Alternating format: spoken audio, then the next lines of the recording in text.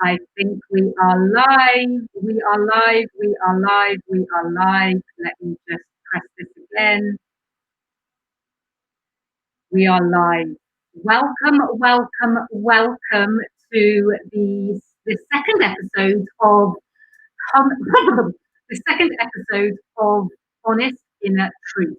So this is the interview which is in partnership with Hit Talks, which is the Hope, Inspiration and Transformational platform, the live show where we bring 8 speakers together, speaking for 8 minutes from 8 different perspectives.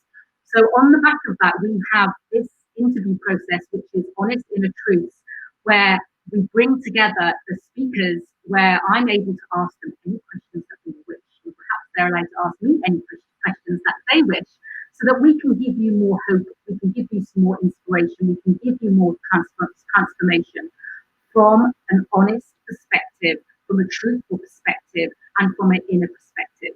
So my name is Vikki Thomas, and I am your founder, and I'm your host of Hit Talks and Honest Inner Truth interviews, and I welcome you from my heart. The idea that this was created was we're in this era at the moment where we really are feeling things. We want to be part of a community. We really want to be able to be around people and surrounded with people where we can feel their hearts, where we can feel their intentions, where we can feel that they're honest, where we can feel that they're really guiding us from within and they're guiding us truthfully.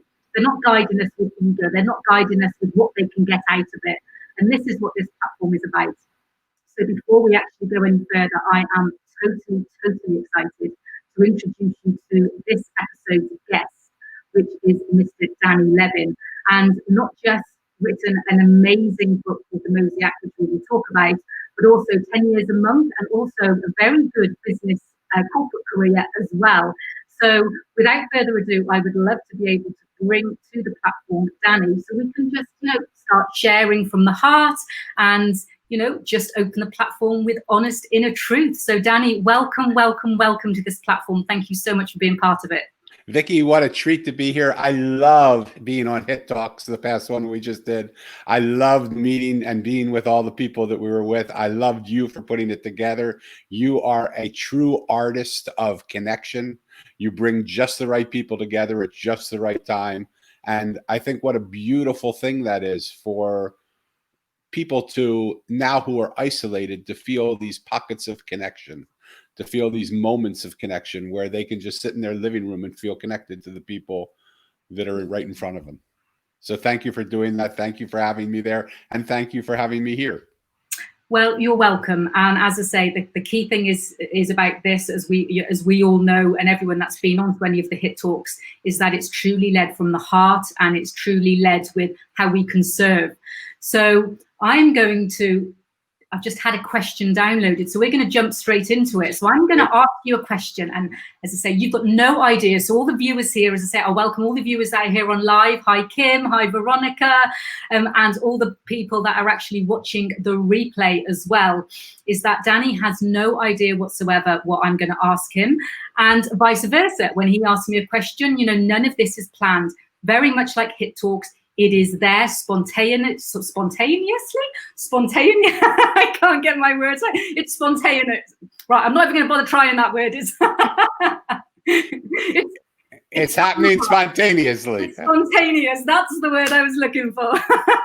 See, it's not planned. So the question that I'm getting for you, Danny, is obviously you've done quite a few things. What was the catalyst for you to spend 10 years of devoting your life as being a monk? Great question. And the truth of the matter is I spent 10 years in the monastery, but I haven't left the monastery now. I still carry the inner monk with me.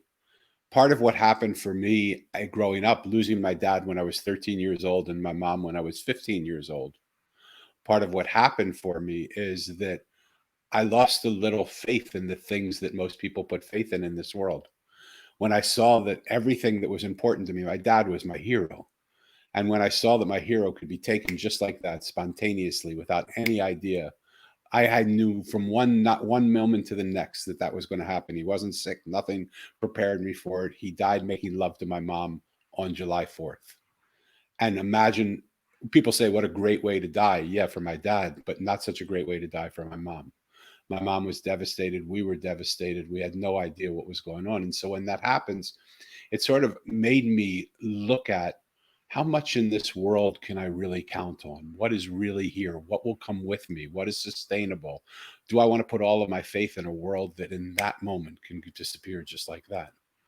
And so I really, what motivated it for me was, why would somebody that I love so much be taken so quickly from my life? Mm. And how could I deal with that? Because the pain that was inside of me, that I've still, to a certain amount, stuffed away because I didn't really want to look at it.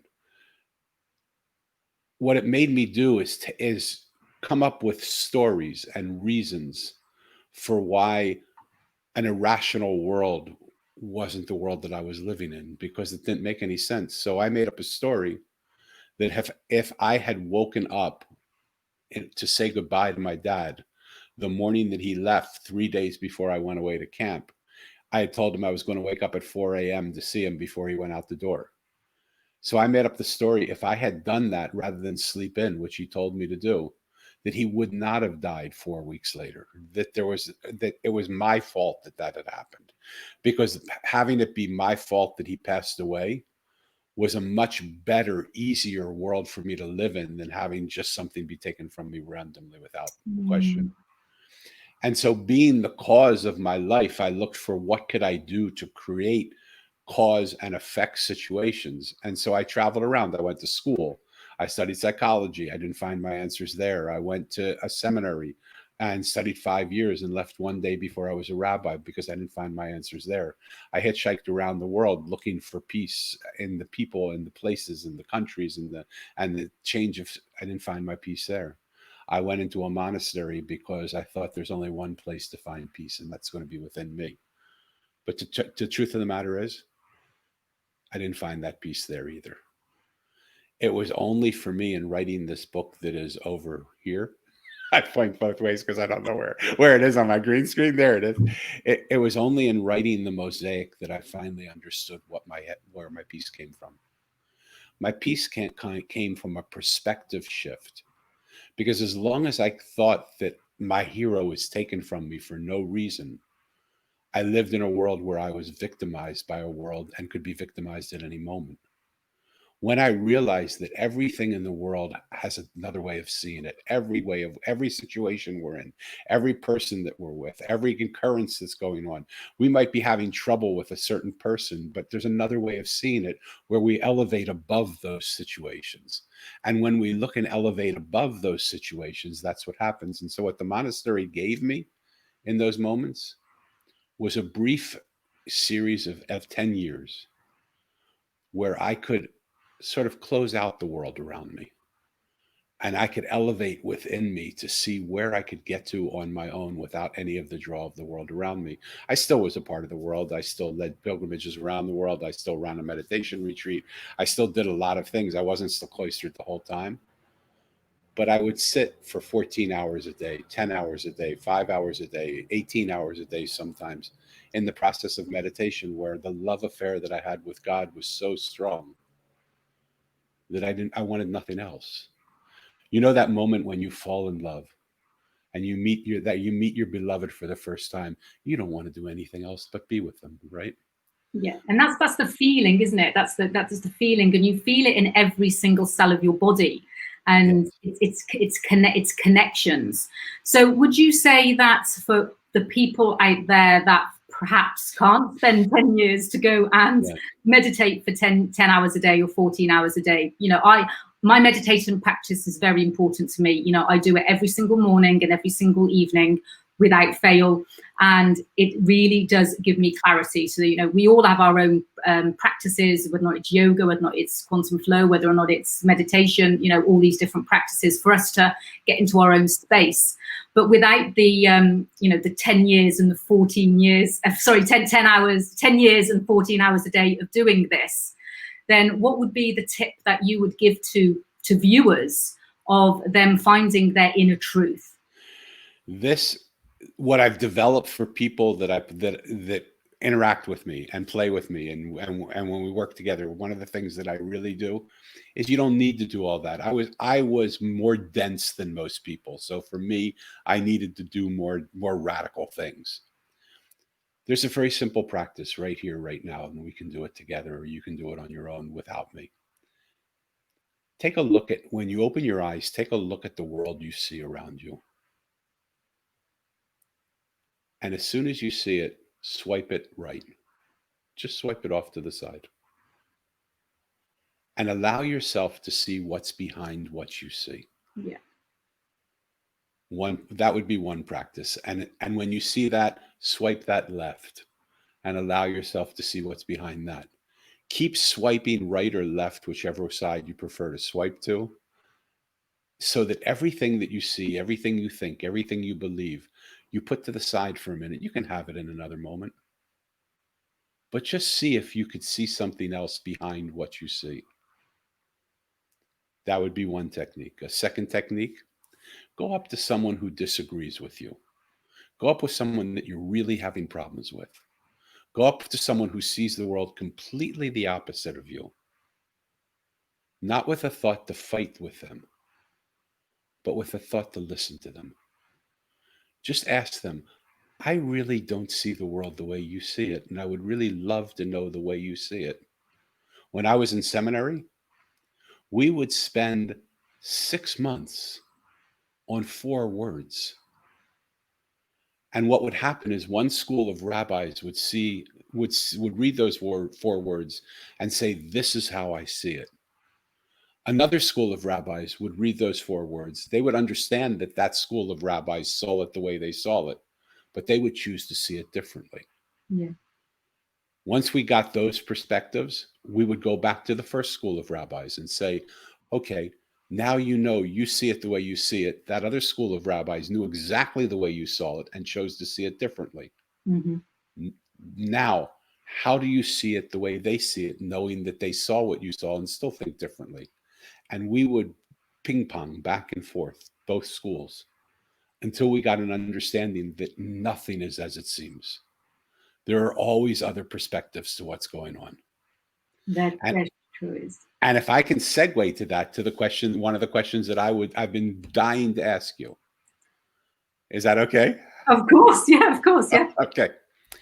So you were so successful in a realm of being, in a corporate existence, in a financial existence, in sort of a more worldly world that you lived in. Even though you always had a spirituality in you, you had a very, very, very successful life in a corporate way.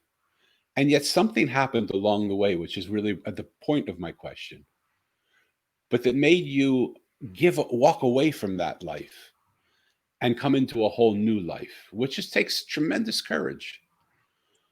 I love pivot point moments. And I know the answer that you're going to want to say. You're going to want to say that I just wasn't happy in that life anymore. And it made me want to switch over to a new life and to see things differently. What I want to ask you to do, if you can do it, is swipe that right and tell me what's behind that, because that makes total sense to most people.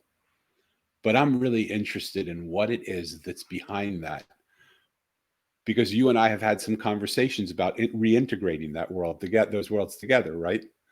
And so when it's that world the way you see it, well, I just didn't like it anymore, I came over here, it makes that world not okay and this world better. What would the world look like now if you could swipe both of them to the left? I've never really answered this question this way before. And I would say that the reason that I made the transition by swiping everything across was for fear of my daughter becoming the kind of person that I was becoming. Oh. And I don't know why I'm saying that, because this is just a kind of a download. So I came from a very troubled background, and there wasn't, not that I can recall, a community or a family of true love. So I can never remember being sat on my mother's lap or my father's lap being cuddled. I can never remember, my parents divorced, and I never had any family upbringing from the age of 12 really. And I brought myself up from the age of 14. And because of that, let's say my past is that I became a very determined person. I was very determined to succeed. I was very determined that my life was not going to be like I went to a Catholic school, and my nun used to say to me, oh, you'll be pregnant at 16 with 6 kids, you'll never be anything, and all these sort of things. And I was adamant that this just was not going to be my journey. And so I decided to be very, very determined. And I think with this determination was very much, now I know, but it was very egotistic. It was very materialistic. So yes, you know, the cars, the houses, you know, the designer clothes, you know, I wanted everything. I really did want everything. And yes, I did achieve very, very, very well. But it got to the stage, and I think now I'm thinking about it, if you're asking me this question, was I didn't go to corporate until my children had started primary school, which is their lower school, so when they were 5. But then I started climbing the corporate ladder. I started opening businesses. I started employing teams and staff and things like that. I think deep down, I realized that if I continue in this rat race, if I continue going down this determination route, if I continue sucking up to my ego, if I continue sucking up to the materialism that I was sucking up to, that my daughter would actually follow the same path. And I knew there was something brighter inside of me. I know that my mum, you know, she was an alcoholic, and you know, it was yeah, whatever, it's the past. But I knew that I chose to come to this earth. You know, I didn't know why. You know, I wasn't that spiritual then, or woo-woo, as people would say. But I knew that I'd come to this earth for a reason. I chose to come to this earth, and so it was really to make that transition, to understand the other side, to understand finding myself, to understand, you know, the connection. And from that place, then I'm able to not just guide my daughter, but I'm able to guide others. Beautiful. And so I just want to take a moment for the people that are listening to this conversation to just invite you into this conversation, at least in your own mind, or you can comment below, and whether you're listening live or to the replay. What is it about you that you're doing that you don't really want to do?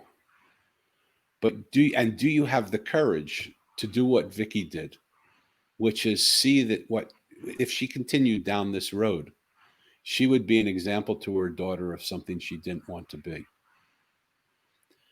And Vikki, if I can follow up with you also, because again, this is part of our conversation. We haven't had it quite this thoroughly, right? But these are the conversations that sometimes we have amongst ourselves that we wish we could share with other people. What is it that you see now from this new place that you're at, which is a more spiritual place, which is more understanding, which isn't just this polishing your ego place, that will allow you to come back into that place, the corporate place, that would allow you to come back into the business place, that would allow you to integrate those places in a world of spirit? I think if you share that with people, that would be so valuable to us, because so many times people choose one or the other, right?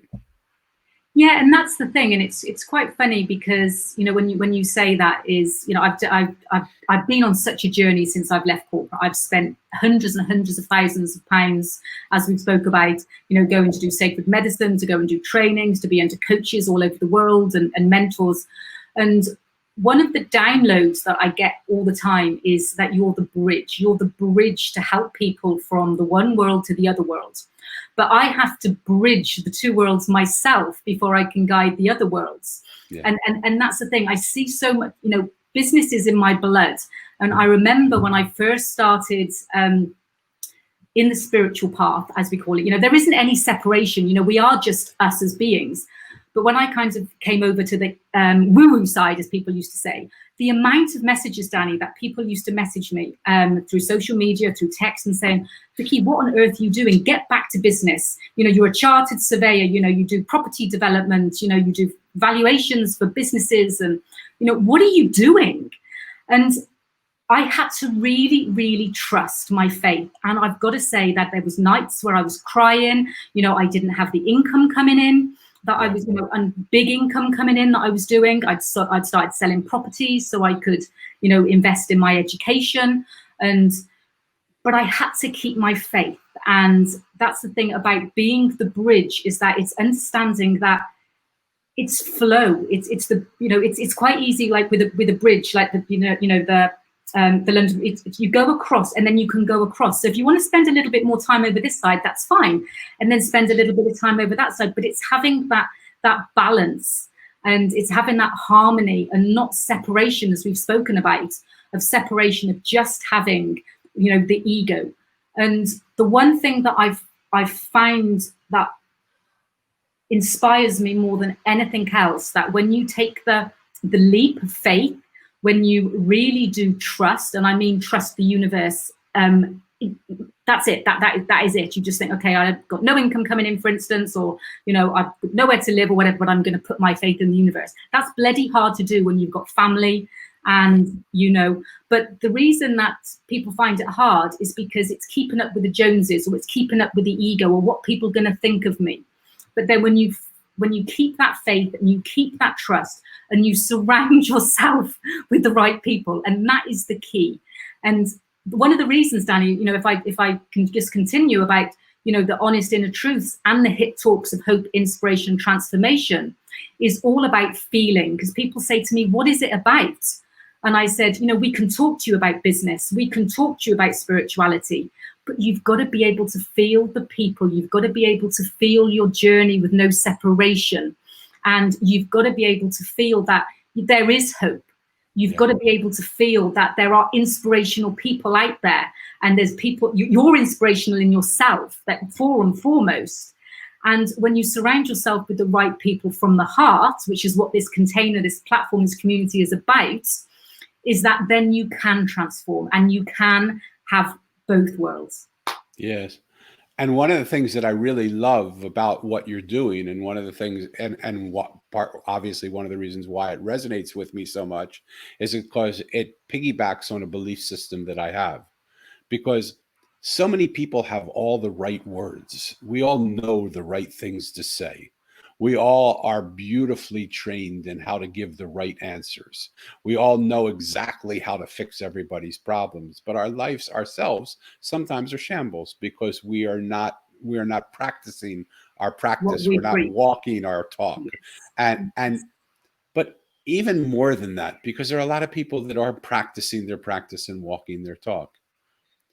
But what I found in the course of the mosaic, what it's really taught me, was that as much as the words of the story of the book are fabulous, and it's an engaging story. I hope everybody will read it, because it's really just, it's a charming, beautiful story, and it has power in its messages.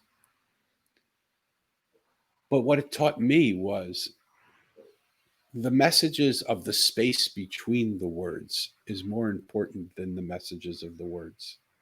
And what do I mean by that? Because it sounds like woo, woo, woo, woo, woo. Like what messages are the spaces between the words talking about? It's awareness, isn't it? It's actually stepping back, as you say, sliding to the left, sliding to the right, and yes. Awareness. Yeah.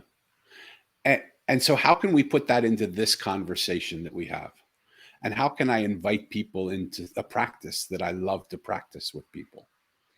Because even as you're listening to this conversation, and you're listening to Vikki talk, and you're listening to me talk, what I would really like to invite you to do is hear our words.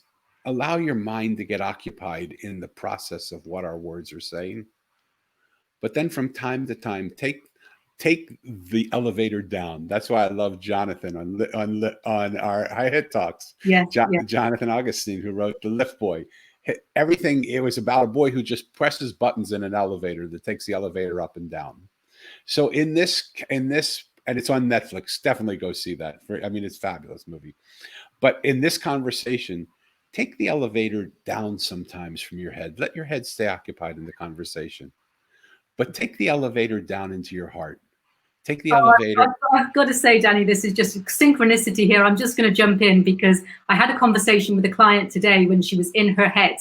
And I used the same context of what you're talking about is actually bringing, you know, the thoughts from your head, from your rational mind, your mind that keeps you safe, you know, the part of your brain that is there for survival, and bring it down into your heart.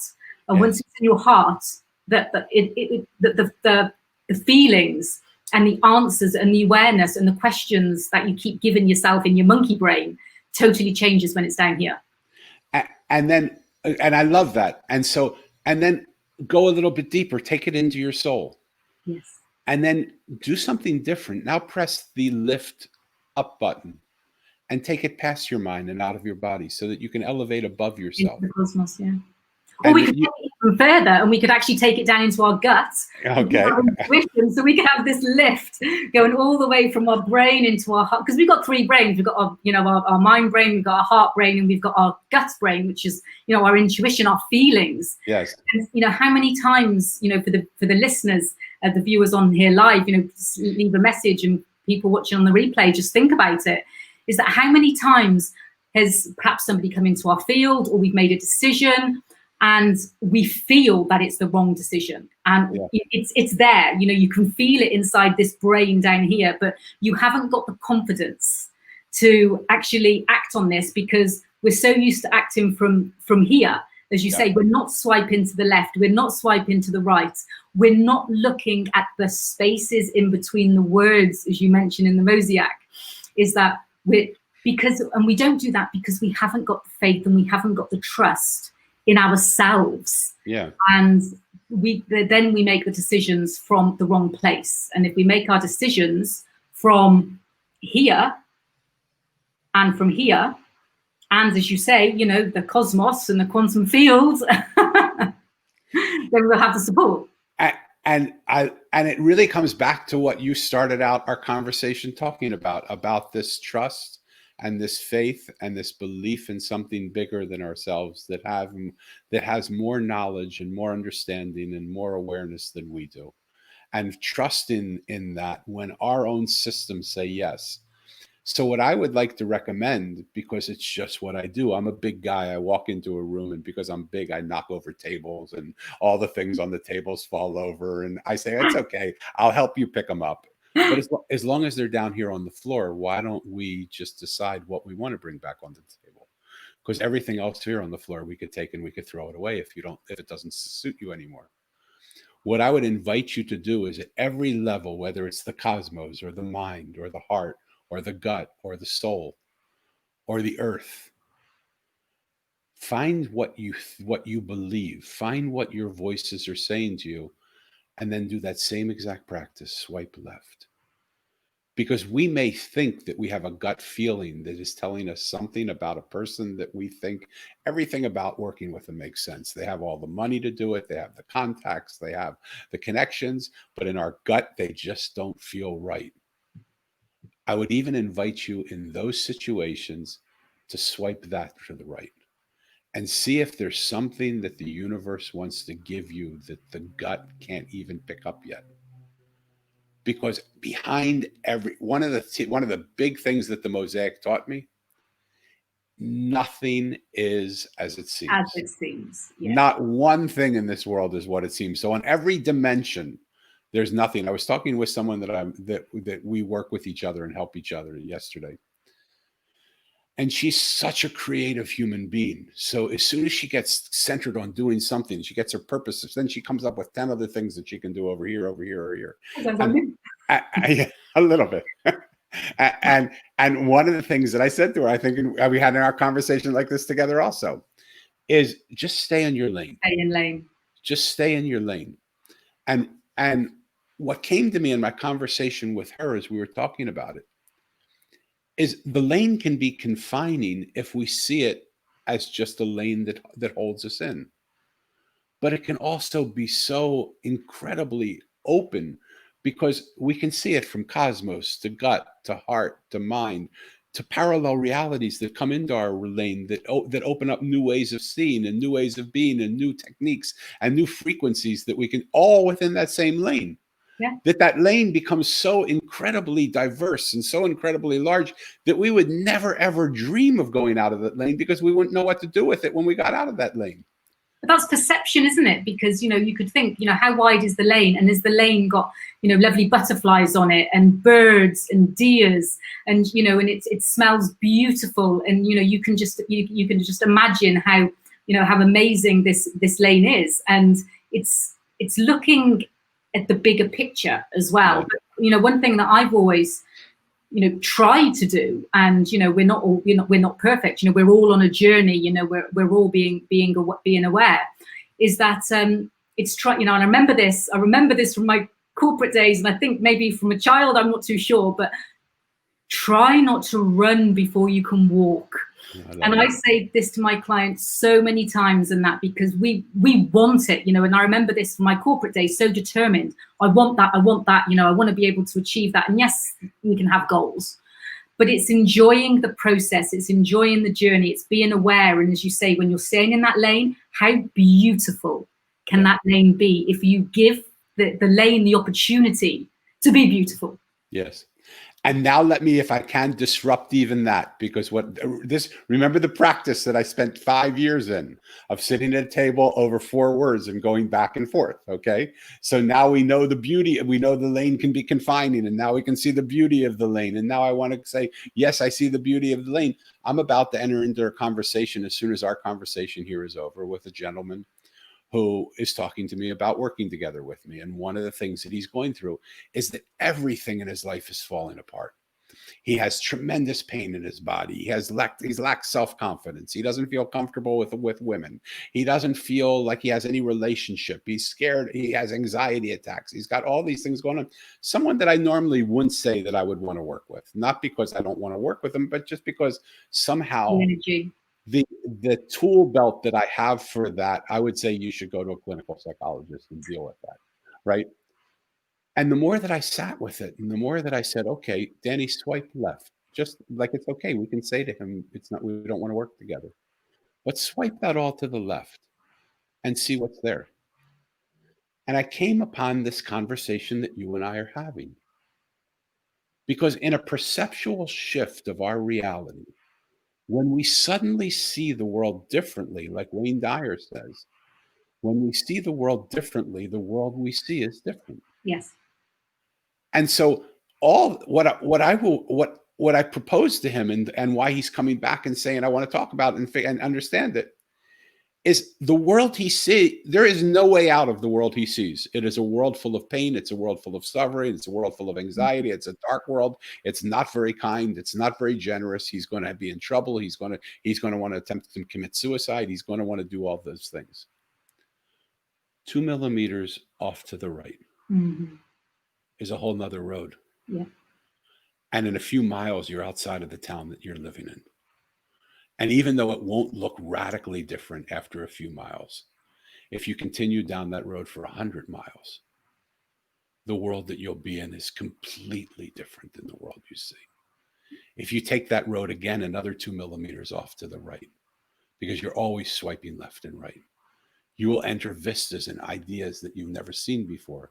And to me, that's the beauty of the image of the mosaic. One piece away from where we are is a world that we've never seen. One piece or 1 millimeter, as you say, because it's the path. But it's, I also, as we spoke about before, is that I do believe that when you're open and you're willing to be able to move that 2 millimeters, and or you're around people that you really trust, or people that believe in you, that you can move that 2 millimeters, you can just shift across to that path.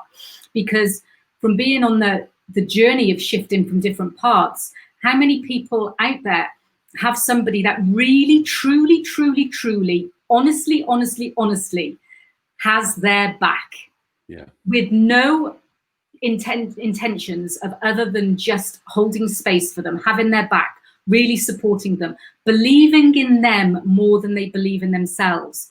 Then they have the faith, they have the courage to be able to shift across to that 2 millimeters, to shift across to that path a little bit, to say, okay, there is something else, there is light at the end of the tunnel, because, oh my gosh, she believes in me so much more than I've ever believed in myself, or my mum's believed in me, or my dad, or my husband, or my wife, or anything else like that. And it's that feeling. So we can talk until the cows come home, but it's actually having that feeling that somebody really, really has my back to move them to support them, to shift, to swipe left, to swipe right from that 2 millimeters for them to actually start their journey a different way.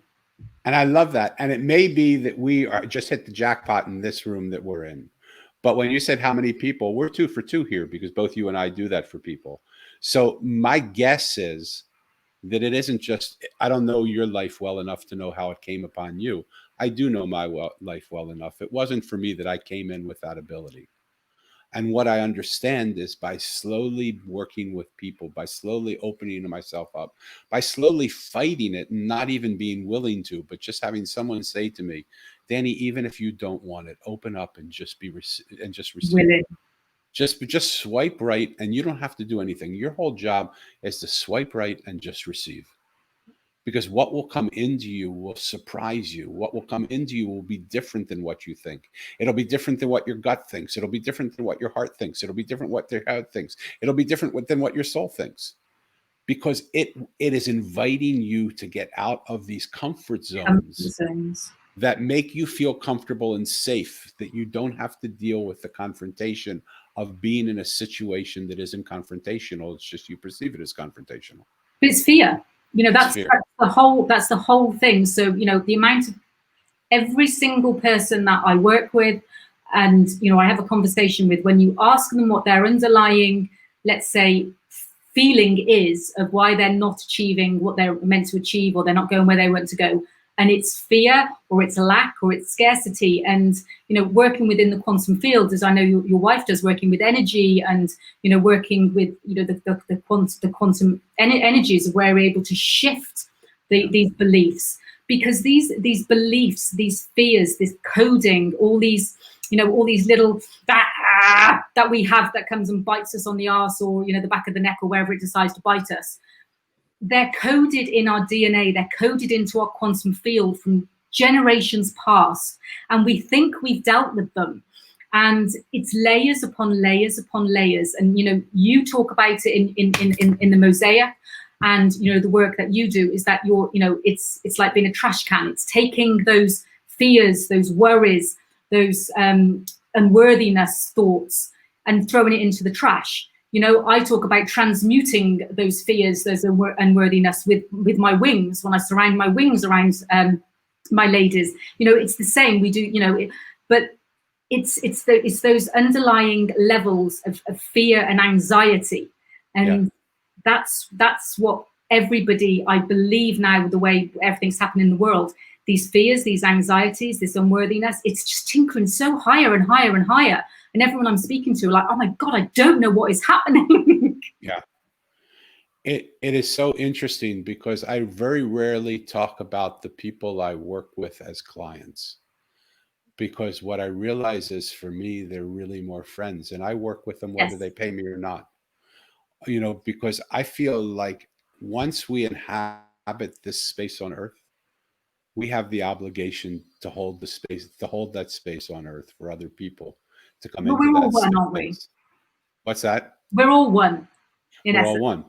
And so, whereas I have spoken a lot about my mission being that of the trash man, I could equally, I got called on the carpet by someone who was working with me together. We were working together. And she said to me, "You're not the trash man. You're the wise one. You're the street artist. You're the one that's sitting there rearranging the pieces of people's brokenness to put them together in a way that makes them beautiful." And I said, "That's not what I'm doing. That's all those pieces are there. I'm just sitting together with them and saying, where should we put this one?" And there's so many. If people leave this conversation with one thing from me, and hopefully from us, I think, I would love them to see that no matter who you feel drawn to, no matter who you feel to work with, no matter who you don't want to work with, you don't have to work with anybody. The world that you see is exactly that. It's the world that you see. It is not the world that is. And when you get a chance to realize that, when you close your eyes and no longer choose to see the world the way you see your world, there's a whole nother world that fits into that space. And that world may be real, it may not be real, but you get the chance to examine it, just like the world that you thought you were seeing you thought was real. In the mosaic, every person that I went up to in my search for heaven, every person that I went up to was a road worker, a trash man, a homeless man, a blind woman. They were everyday people, and I looked at them and I said, "What? Oh, these people can't show me anything about heaven. What are they going to show me?" And I heard a voice inside me say, "You're here with them anyway. Just sit with them. Listen to what they have to say. Where do you have to go? You're not in a rush. You don't have a deadline. You're just taking a walk. You're just enjoying your life. Sit with these people and enjoy them. Listen to them." And in 100% of the cases, the people that I left were different than the people that I came upon, because I saw them differently. They weren't at all what I saw before. They were now this new creation. Which was actually themselves. But for me, it was a new creation because I could never see it, because what I saw limited me from seeing it. But do you not think that that's one of the benefits at the moment, I think, with the situation that we're in with the virus, and because people now have more time.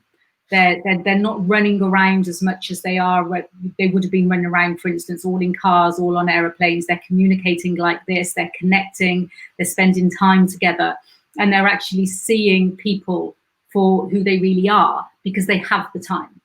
They have more of the resources. I find that I've connected with people so deeply. But it's all intentions anyway, so I would not vibrate into my field the wrong people. That's the energy and the frequency that I play at. Yeah. But it's the deep relationships that you're able to build when you're truthful, when you're honest, when you're living from within. Honestly, the honest inner truths. You're doing it from within and seeing things differently, like you did with your, the people within the mosaic.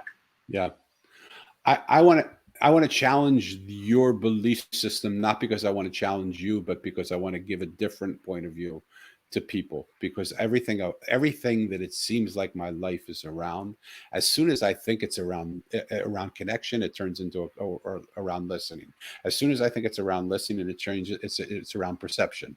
As soon as I think it's about perception, it's around vibrational and frequency shifts. So everything in me is changing, just like the way I look at the world. I have to swipe left. Everything for me is changing in the way I look at it.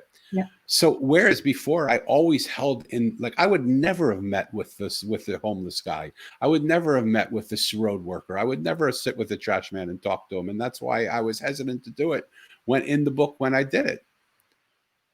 But more and more now, what I'm finding is I want to sit with people that are not of like mind to me. I want to enjoy the dissonance of their point of view and see if we can make resonance from dissonance, see if we can create harmony. Because in a mosaic, most pieces don't connect like this, side to side completely. They sometimes connect corner to corner. Yeah. Which means most of what we believe with each other is not what the other believes. But there is this place of connection. And when we get to that place of connection and that point, it makes the whole mosaic whole and beautiful. So what I would encourage people to do again, because I want them to have homework from this conversation. I want them to think about it. I want them to take this opportunity to rethink the way they think their life. Sit down with somebody you don't agree with. Remember, perception changes, perspective changes. One way is to see what you see slide right. But the other way that I recommended in the beginning is sit with someone that you completely disagree with and find something that you agree on. If both parties are willing on that, that's the thing, because I know that even if they're not, that's quite a challenging thing for a lot of people, because there has to be two willing parties in a lot of these, of what you're saying. So I know that, for the viewers that are watching, that they have to be in a space that they haven't got the fear and the anxiety to do that. So they have to be in the right position to be able to do that. And the other person has to be willing and open to see between the lines, because it could be quite easy for somebody then to be disheartened and as if to say, okay, well, I gave it my all, I led from my heart, and now I'm just So it's the frequency of the vibration of the people. I so love that, and I so agree with you. And not but. Can I And tell you? Can I tell you the story of my daughter? I think I've yes, told it to you before, but I yes, don't think I've told it to yeah, the head share with you. audience, right? We've got another few minutes. Okay. Um, my daughter's developmentally delayed, so she can't have conversations like this. When she speaks, most of the time, people don't understand a word she says. Because I've been with her for such a long period of time, for 30 years now, I get to understand a little bit more than most people. But there are a lot of times she says stuff that I don't understand. And when I can't understand it, she'll raise her voice and she'll start to yell. And maybe in her mind, she thinks that if she says it louder, that I just couldn't hear it. But I don't even think she thinks that. I think part of it is building up a frustration, but she'll say it and she'll yell. And sometimes to her credit, when she yells, she pronounces it a little bit differently and I get it, but a very small percentage of the time.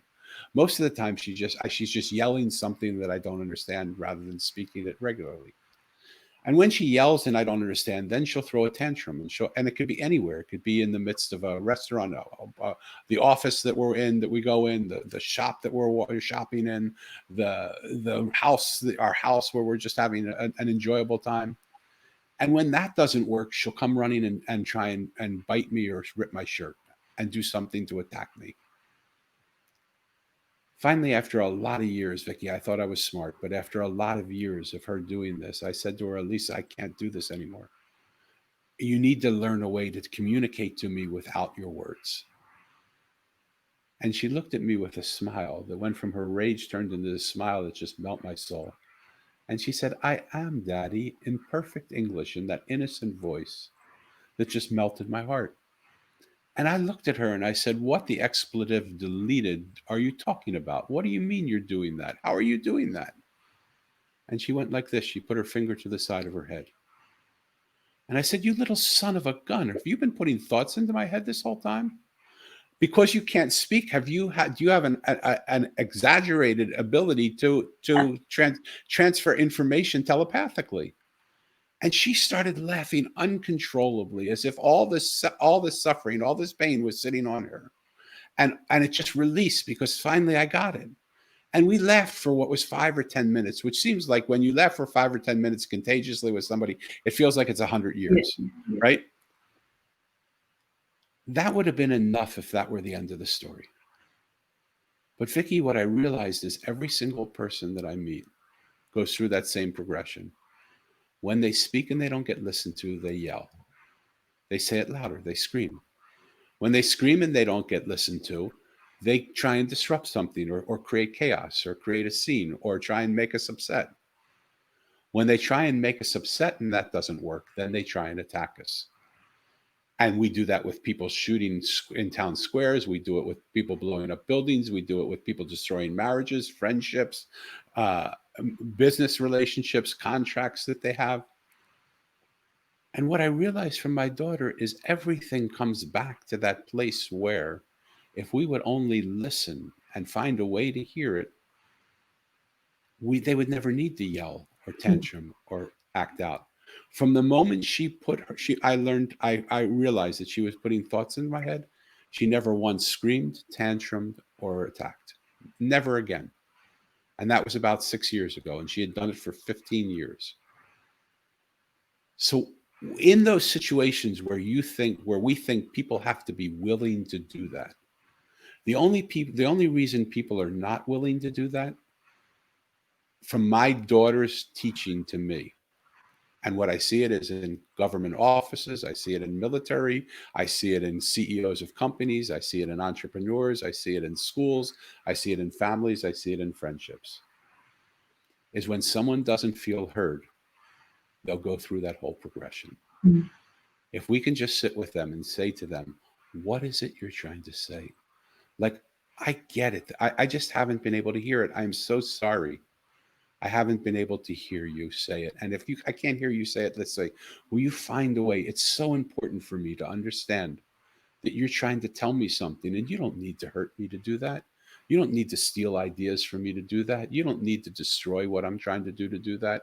You don't need to do any of that. Just tell me what it is you want to, what is it you're trying to say? I'm sure we can figure out something. I may not agree with you. I may not, in 65 years of being alive, No one's ever said to me, Danny, I want you to agree with me.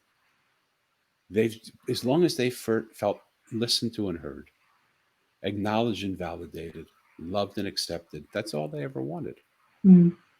And I think that in those situations where we feel that somebody is resisting and we can't get through, it's because we're trying to get through to them rather than opening up to ourselves and saying, I want you to get through to me. I don't want to tell you anything.